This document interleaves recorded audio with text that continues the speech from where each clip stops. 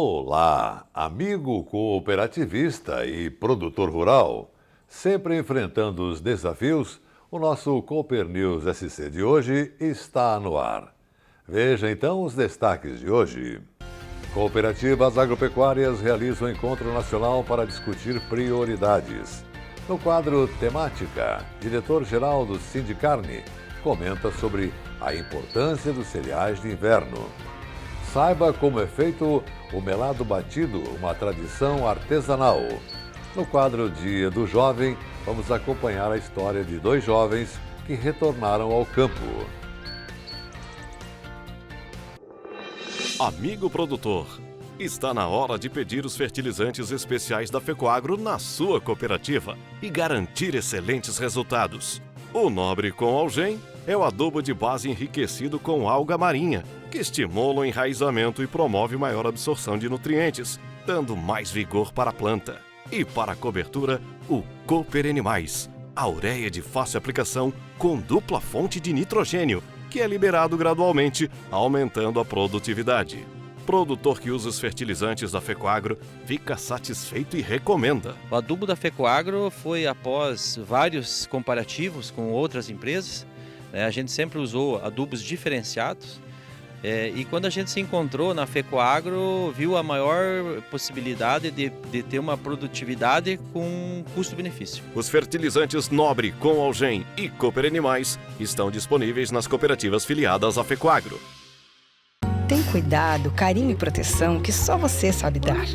E é inspirado neles que a Assembleia Legislativa de Santa Catarina mais uma vez está tomando uma atitude transformadora. A Alesc criou um grande grupo de trabalho junto com toda a sociedade para debater e elaborar, em tempo recorde, leis para tornar nossas escolas muito mais seguras. Acompanhe esse trabalho e participe. Você não está sozinho cuidando da educação do seu filho. Alesc, protegendo o presente para cuidar do futuro. Nossa história é construída por pessoas que têm no seu DNA a intercooperação, o comprometimento e a sustentabilidade. União, inovação, tecnologia e qualidade são os nossos diferenciais. Fecoagro, uma marca que carrega as marcas do tempo. Somos a Federação de Cooperativas Agropecuárias de Santa Catarina e estamos há 48 anos unindo, fortalecendo e desenvolvendo o cooperativismo e o agronegócio.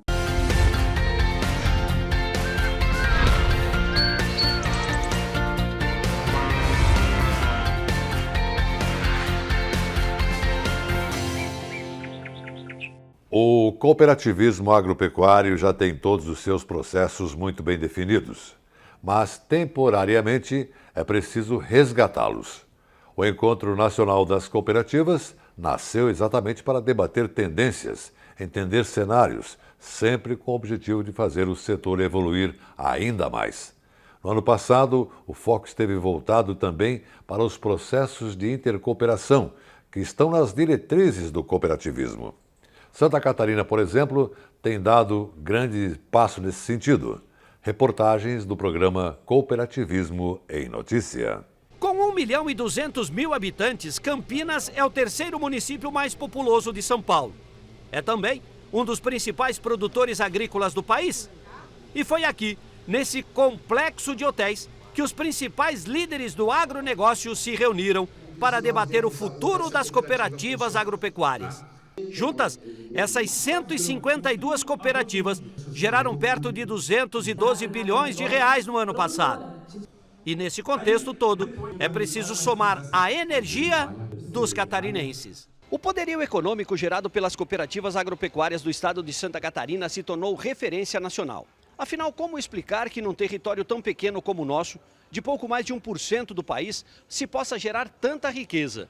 E uma das explicações está nos processos de intercooperação. Não fosse ele, talvez os resultados de 2021 não tivessem essa expressão toda, perto de 40 bilhões de reais. E foi exatamente a intercooperação que trouxe o diretor executivo da Fecoagro, Ivan Ramos, a Campinas. Ele expôs aos participantes como funciona essa relação de negócios entre as cooperativas do grupo.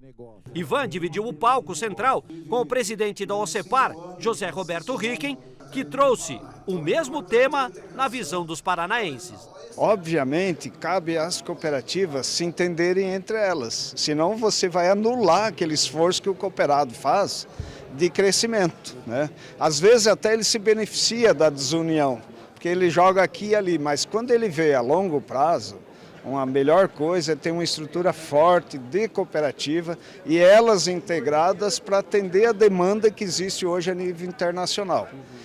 Com a pandemia, nós crescemos no Paraná 32%. Do que veio esse 32%? Mais demanda. Os países que não tinham produção de alimentos se estocaram.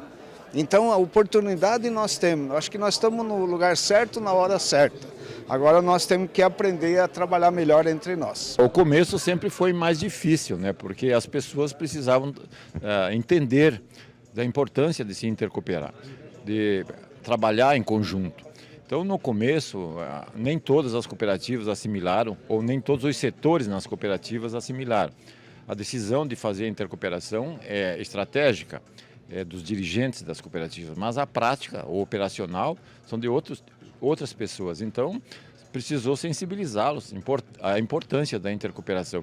Mas à medida que avançou o trabalho, que se mostrou os resultados, que é importante a intercooperação, foi facilitando mais. E nesse mesmo palco, o presidente da Cooper, Giovanni Zanata, e o presidente da Cooper Auriverde, Cláudio Posti, debateram, juntamente com demais líderes nacionais, o futuro das cooperativas agropecuárias. O foco está mesmo na sucessão. Há 30 anos atrás, quando eu comecei, também a gente estava preocupado com o futuro das cooperativas e o nosso futuro.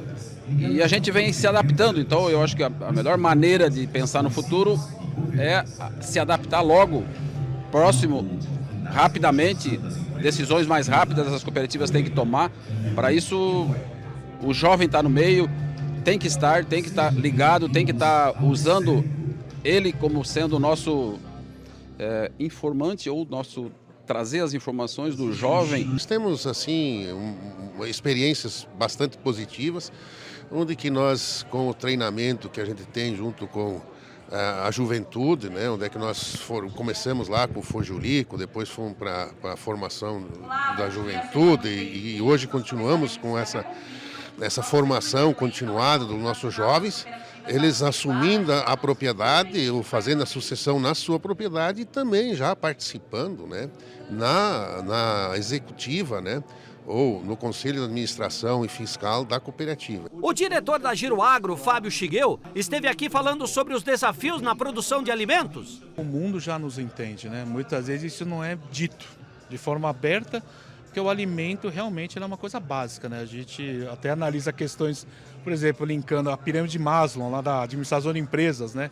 Nós vemos que a base dela é principalmente o alimento, né? Então, é muito uma questão de segurança alimentar, mas o Brasil hoje tem um papel fundamental na questão de segurança alimentar no mundo. Hoje os processos evoluíram muito em termos de produtividade, em termos de conceito de tecnologia. Você percebe que o Brasil segue bem, segue firme? O Brasil segue firme, né? A gente, como eu citei, a gente vê o case da soja, né? Que hoje nós somos o líder em produtividade mundial, mas eu acredito que muito tem que ser feito ainda, né?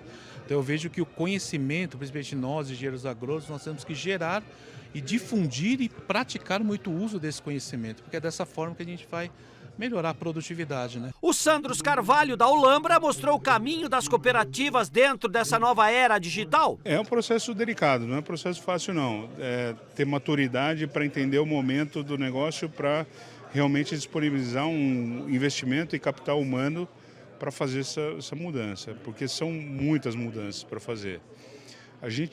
Há 2 anos atrás, a gente redefiniu o planejamento estratégico e essa visão de crescimento que a gente colocou só é possível adotando tecnologia, né? E adotando plataformas de gestão, facilitando a tomada de decisão, integrando as informações, e por isso a gente começou realmente a investir no negócio. Agora, é claro que é uma jornada longa, não é uma jornada que acontece de um dia para o outro. Então a gente está formando e capacitando pessoas, a gente está integrando as áreas, criando cultura. Então é uma jornada longa, mas a gente começou, acho que a gente está no caminho certo. A Caroline Berlanda instigou as cooperativas sobre a importância de levar o cooperativismo aos cooperados. Quando a gente fala em cooperativismo, automaticamente se pensa, o cooperado, ele conhece de cooperativismo, ele está dentro de uma cooperativa. E quando a gente leva para a prática, a gente percebe muito que ainda falta a educação cooperativista, né? As cooperativas em si levarem essa educação cooperativista para o campo, onde todos os setores da cooperativa estejam integrados, porque você pensa qual é o principal elo entre a cooperativa e o associado e o cooperado. Então, nesse contexto, a gente tem a equipe técnica que está a campo, mas nós temos também a área social, a área de marketing, nós temos diretoria. Então, eu acredito que o principal desafio é realmente os setores estarem integrados e a comunicação ser uma comunicação efetiva e realmente assim, voltada para a educação cooperativista. E o engenheiro agrônomo João Prieto, da OCB, veio destacar a importância das commodities no cenário atual. As cooperativas agropecuárias têm feito o seu trabalho de forma muito bem sucedida. Então, as cooperativas, hoje nós temos mais de 1.200 cooperativas no país que congregam mais de 1 milhão de produtores rurais cooperados. E essas cooperativas hoje, para a gente ter um exemplo da representatividade, elas representam 53% da safra de grãos do país. Ou seja, 53% da safra de grãos vem de produtores rurais cooperados. Temática: opinião das lideranças do cooperativismo e do agronegócio.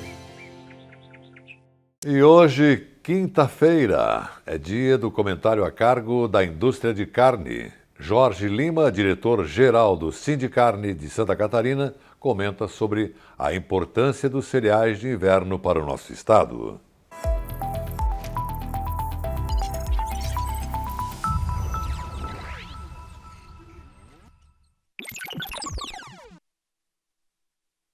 É um projeto que ele tem duas vertentes extremamente focadas, uma para produtor, uma para indústria, e nós tentamos sempre conectar essas duas pontas, né? Aquilo que está acontecendo lá no campo, refletindo para a indústria, para que a gente tenha um processo sempre de ganha-ganha. Todos têm que ganhar, sabendo o que podem fazer, como podem fazer, quais são as oportunidades, quais são as possibilidades que você tem dentro da produção, seja da produção regular, seja da produção de cereais de inverno, como vender, como fazer isto para que tenha uma melhor qualidade entre o que o produtor está produzindo e a possibilidade de chegar na porta da agroindústria com um pouquinho mais, com um pouquinho menos de custo para todo mundo. Então, acho que o projeto é extremamente importante, o projeto vem melhorando e crescendo ano a ano, e a gente acredita muito nesse projeto como uma grande possibilidade, inclusive, de mitigar um pouco aquilo que nós temos de carência em Santa Catarina com relação à nossa produção de grãos. O estado de Santa Catarina ele é um estado, quando olhamos aí para a produção de grãos, e aí vamos também depois falar já da parte da agroindústria, é um estado que produz pouco mais de 2.300.000 toneladas de milho, por exemplo, falando especificamente do milho, mas consome 8 milhões de toneladas de milho. Nós, há pouco tempo atrás, consumíamos em torno de 7, já estamos consumindo 8, e uma perspectiva aí de médio prazo de chegarmos a 10 milhões de toneladas.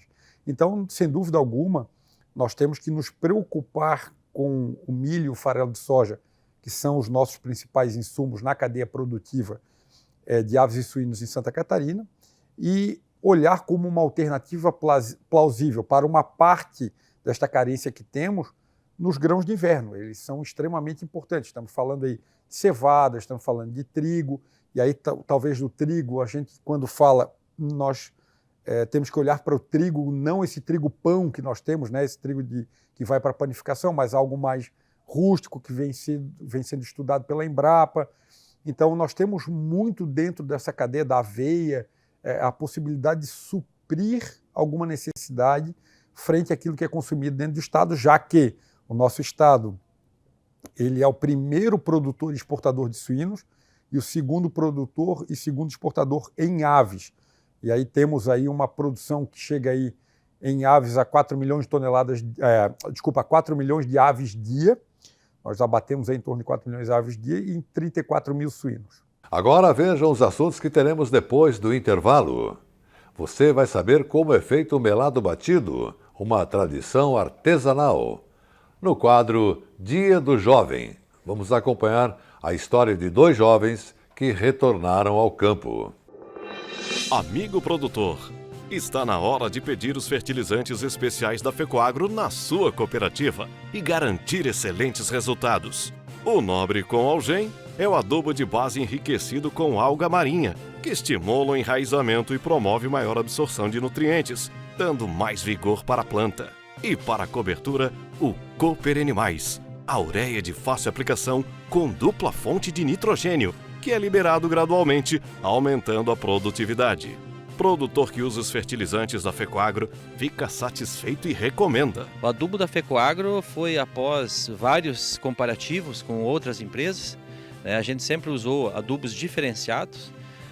E quando a gente se encontrou na Fecoagro, viu a maior possibilidade de ter uma produtividade com custo-benefício. Os fertilizantes Nobre com Algem e Cooper Animais estão disponíveis nas cooperativas filiadas à Fecoagro. Tem cuidado, carinho e proteção que só você sabe dar. E é inspirado neles que a Assembleia Legislativa de Santa Catarina mais uma vez está tomando uma atitude transformadora. A Alesc criou um grande grupo de trabalho junto com toda a sociedade para debater e elaborar, em tempo recorde, leis para tornar nossas escolas muito mais seguras. Acompanhe esse trabalho e participe. Você não está sozinho cuidando da educação do seu filho. Alesc, protegendo o presente para cuidar do futuro.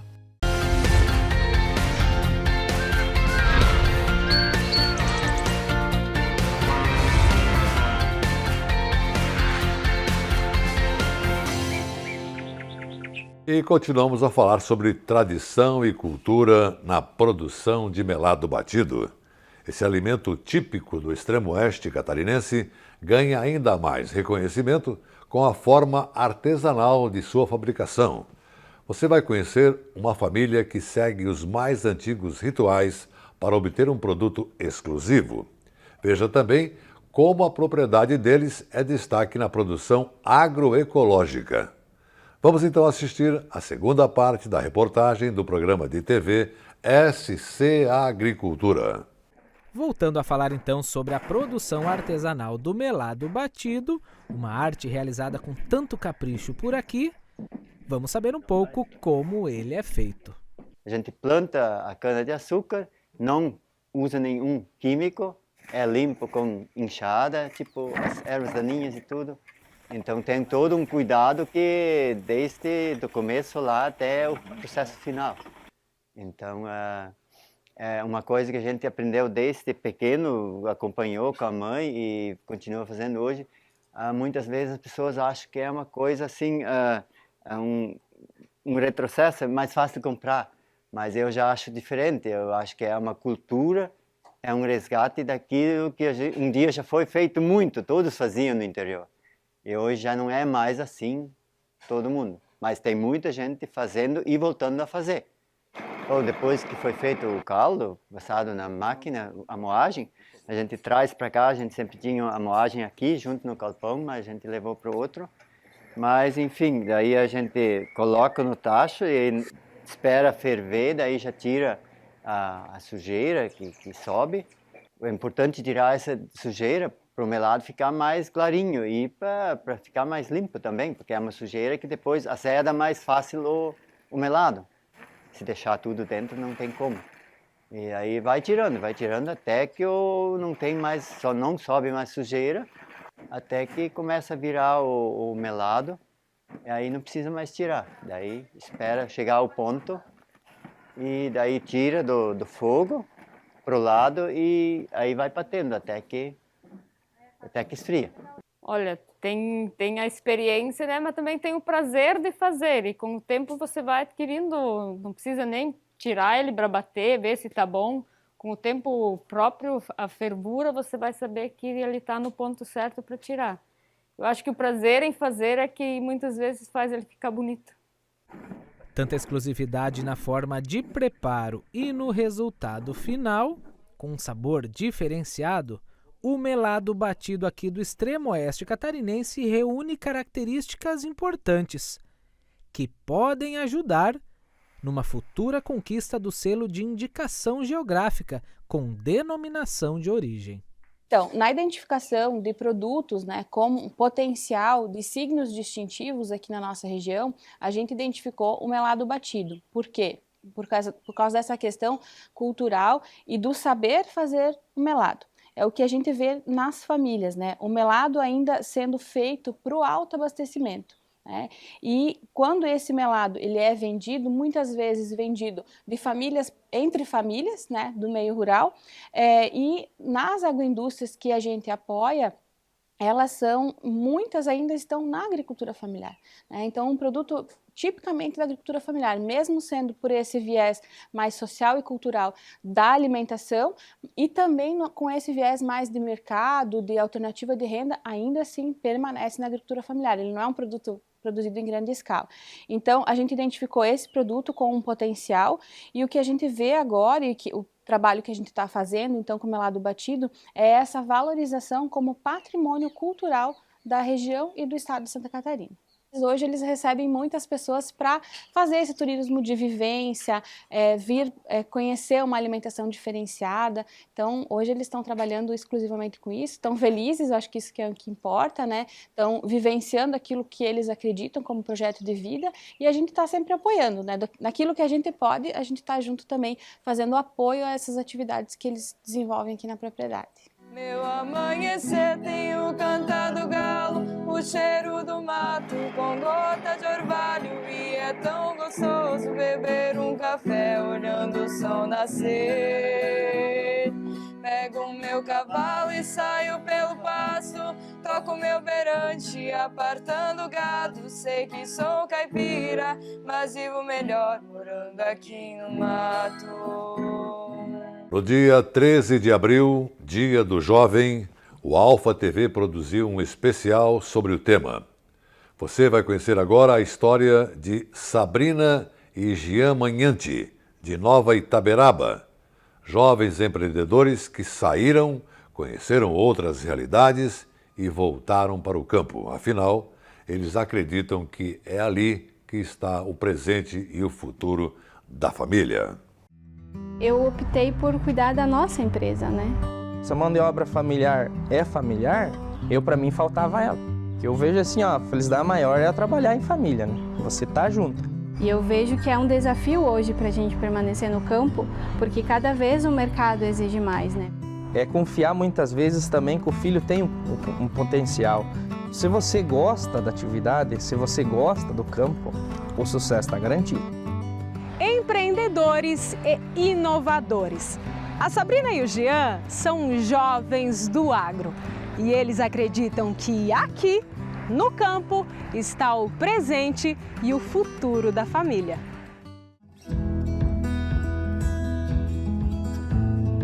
Estamos na propriedade da família Magnante, em Nova Itaberaba.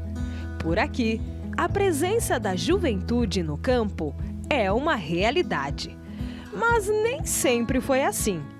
Eles saíram, conheceram outras realidades e voltaram. O que me fez sair do trabalho na cidade foi visualizar na propriedade uma oportunidade, né? Em vez de cuidar de uma empresa fora, né? Eu optei por cuidar da nossa empresa, né? Eu precisei ir para a cidade para conhecer outras profissões, conhecer outras realidades e trazer esse conhecimento para mim como pessoa, para interiorizar isso e conseguir hoje ter essa visão, né? De que a gente tem as oportunidades na cidade, mas a gente também tem as oportunidades no campo. A Sabrina é formada em jornalismo e o Jean, técnico agrícola. Também conheci essa experiência de cidade, fiquei 3 anos em Concórdia, né, na escola agrotécnica. Fiquei 8 meses trabalhando bem, fiz meu estágio e trabalhei um período pela cooperativa. Meu estágio foi estágio supervisionado na filial aqui na Nova Itaberaba. E vendo esse lado, essa opção da sucessão familiar, que hoje se preocupa e se fala muito, né, dentro do próprio agronegócio, meus pais incentivando eu voltar. Então foi muito fácil quando eu tive a experiência de um período fora de casa e poder voltar a oportunidade de ver o crescimento, a evolução da atividade, ou até mesmo da propriedade, aprendendo muito, principalmente não só produzir, mas a parte de gestão. A história do casal começou em 2013, quando Sabrina e Jean se conheceram. O relacionamento evoluiu e em 2017 os dois se casaram. Logo depois, Sabrina foi convidada a integrar a equipe de trabalho e cuidar especialmente da gestão da propriedade. A gente visualizava uma necessidade a mais na propriedade de mão de obra e entre contratar alguém de fora, a gente optou por eu voltar e auxiliar na atividade, né? Então a Sabrina veio nesse momento assim, para somar, né? Principalmente nesse lado.